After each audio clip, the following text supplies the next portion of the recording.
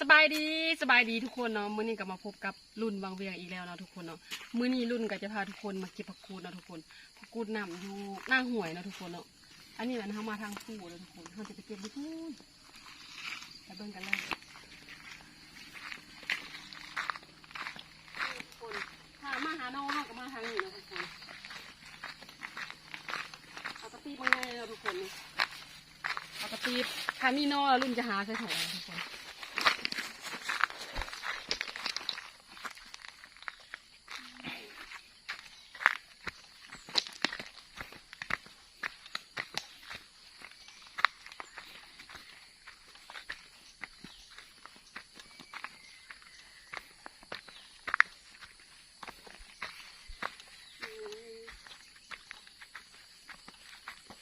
ตาหน่อยตาบอกหน่อย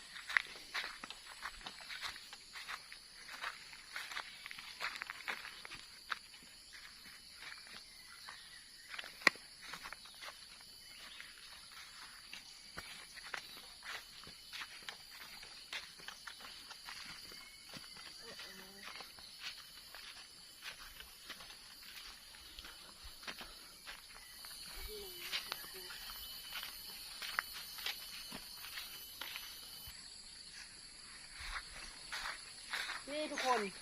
กู้ช่วงนี้กะปรุงเอาหลายเลยทุกคนเนาะเพราะว่าเป็นช่วงฝนตกเนาะอันนี้กะมักสามนะทุกคนเนาะนี่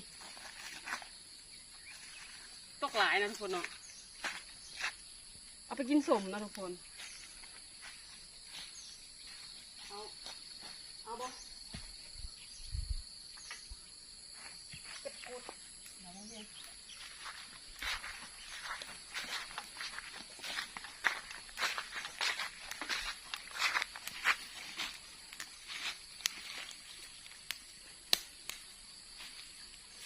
โอ้หมดสามเลย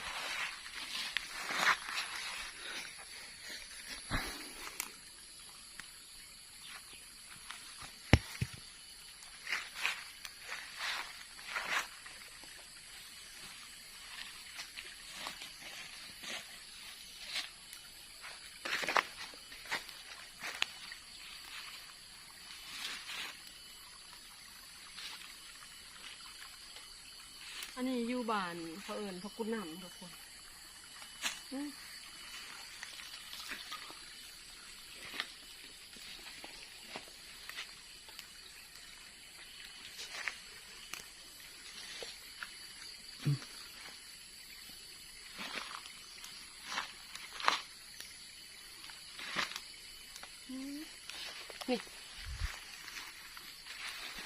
เอาว่องหน่อยจังเสียบเนาะ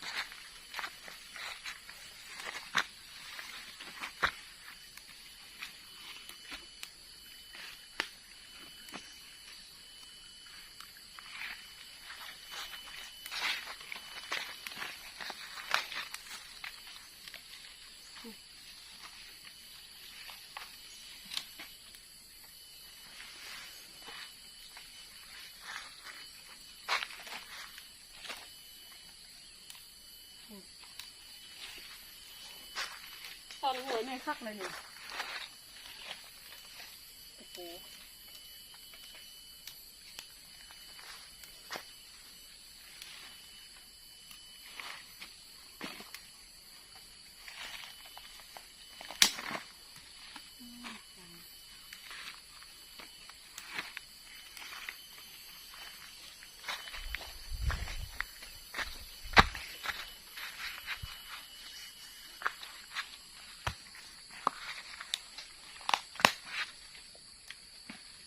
ทำกินน้ำมันสม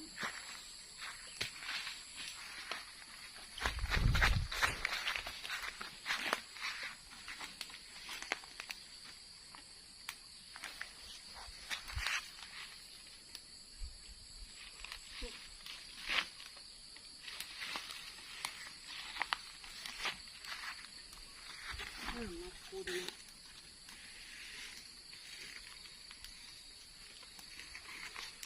กูดเนี่ยฝนตกก็จะงามๆนะนี่แล้วก็ห้องเนาะห้องน้อย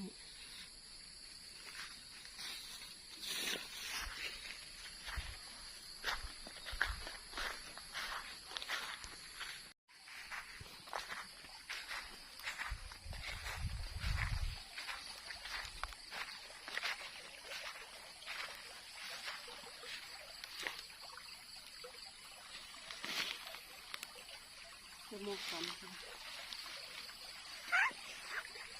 จะเป็นให้เนาะ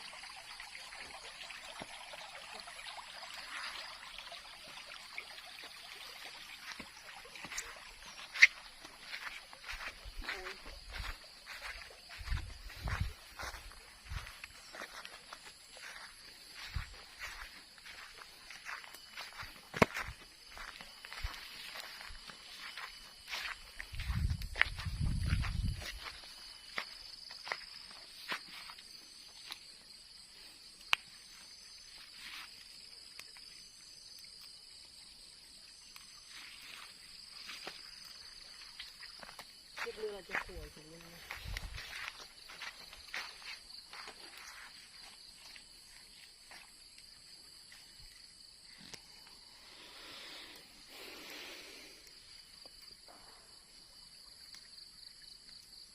ถ้าขอหมักก่อน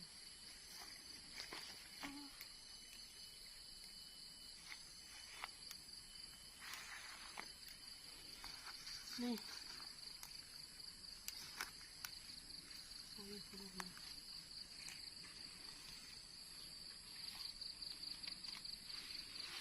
เดี๋ยว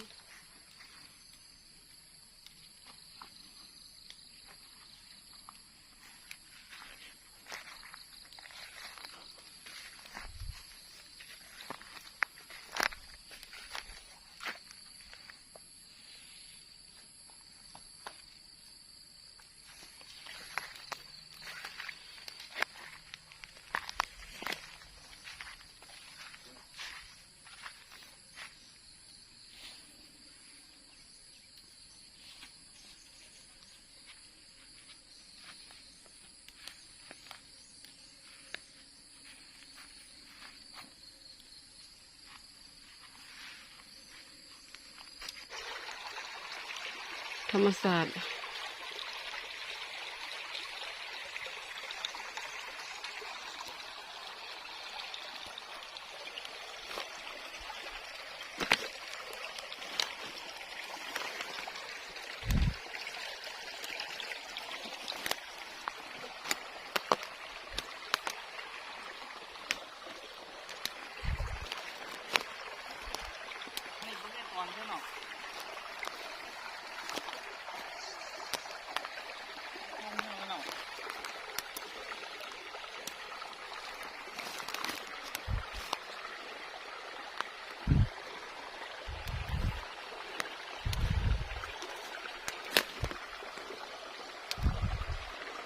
งามหลายนะทุกคนนะผักกูดเนาะ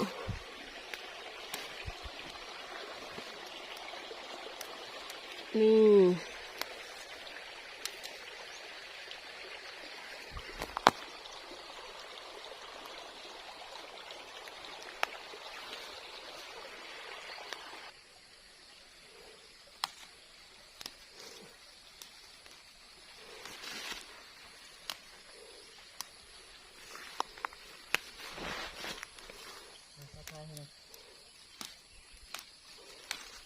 นี่ทุกคนงามเนาะ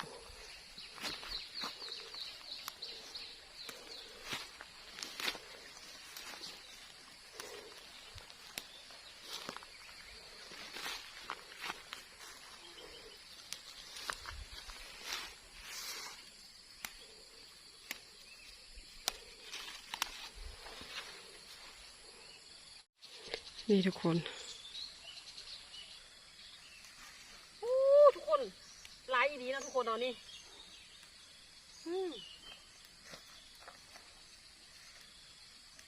มันจะงอกหน่อยนะทุกคนเนาะแต่ว่ามันงามนะทุกคน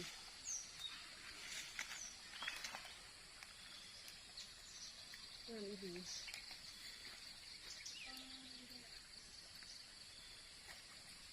ดามาก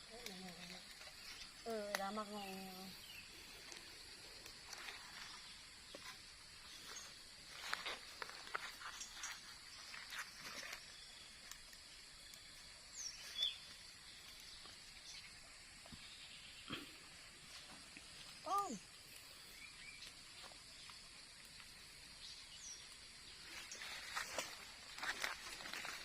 ผักกูดยังหลายเนาะ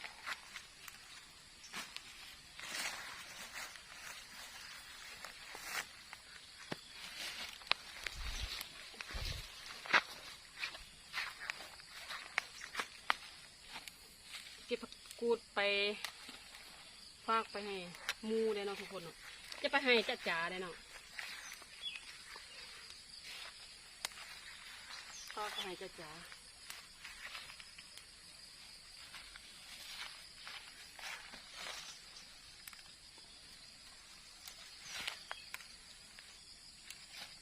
งาม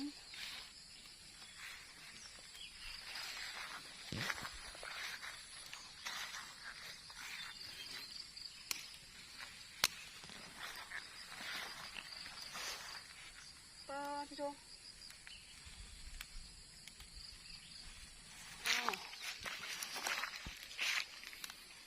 หลายอีดีเนาะทุกคนเนาะผักกูดเนาะ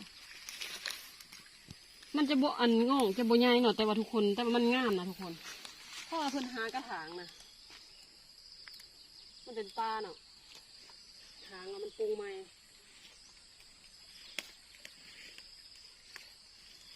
โอ้พี่น่ะ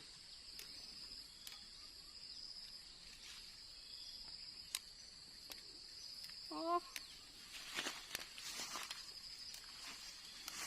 เก็บแต่มือเดียวเนาะทุกคนพูนพี่คือเต็มกระตีบละเก็บเอามาทุกคนเนาะ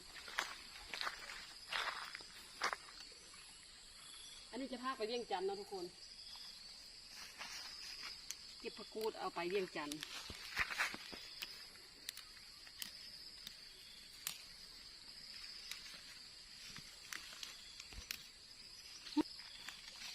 นี่ทุกคนอันนี้ก็เป็นป้าผักกูดไปหมดเลยนะทุกคนเนาะตั้งแต่มันจะตำๆเนาะเก็บง่ายนะทุกคน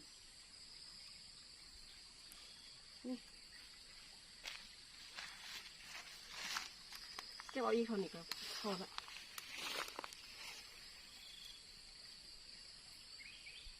ปลาผักกูดหมดเลยนะทุกคนนี่คุณเรียบไปทางนี้จะเป็นปลานอนะทุกคนมันจะเป็นห่วยขันแล้วก็ขึ้นไปทางนี้ก็เป็นปลานอนะทุกคนปลาไม่เหี้ยก็ไม่สอดทุกคน ถ้าจะกินนอก็มีแต่รุ่นกับพาแม่มาหานี่เลย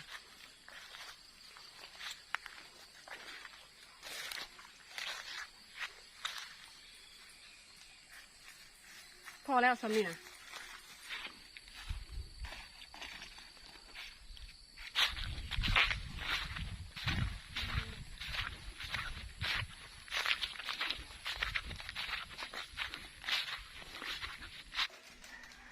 นี่ทุกคนอันนี้ก็เก็บมาหอดเพื่อนแล้วเนาะทุกคนเนาะเพราะว่าพอกูดในรุ่นก็จะพาไปเลี้ยงเนาะทุกคนจะพาเอาไปให้จ่าจ่าแดแล้วก็มีเอื่อยแล้วก็มีป่าเนาะเลี้ยงแล้วจะเอาไปปั่นให้พอรุ่นก็บ่ได้ไปเนาะมีแต่จะพาเขาจะเอาไปเขาจะใส่ถุงอันนี้ไปเนาะทุกคนไปหอดแล้วก็ให้เพิ่นแบ่งเอา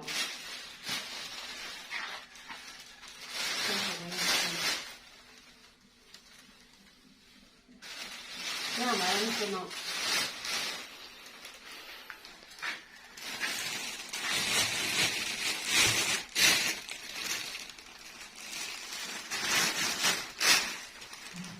ฝากเอาไปให้คุณเพราะว่าช่วงนี้โควิดเนาะอีกอย่างก็โดนได้ไปแล้ว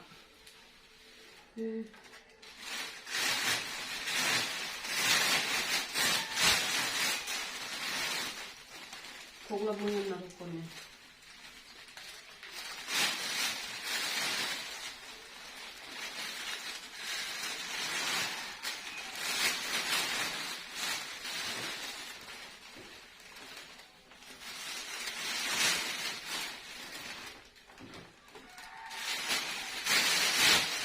คนกับพอดีถุงนึงนะทุกคนแล้วก็ฟาดไปตอนแรกก็หอนะทุกคนตอนนี้ก็ไปประมาณ2 ชั่วโมงทุกคนนี่สำหรับคลิปนี้รุ่นก็ขอลาทุกคนไปก่อนเนาะฝากทุกคนเข้าไปกดติดตามและกด Subscribe เพื่อเป็นกำลังใจให้รุ่นเฮ็ดคลิปต่อๆไปได้เด้อบ๊ายบาย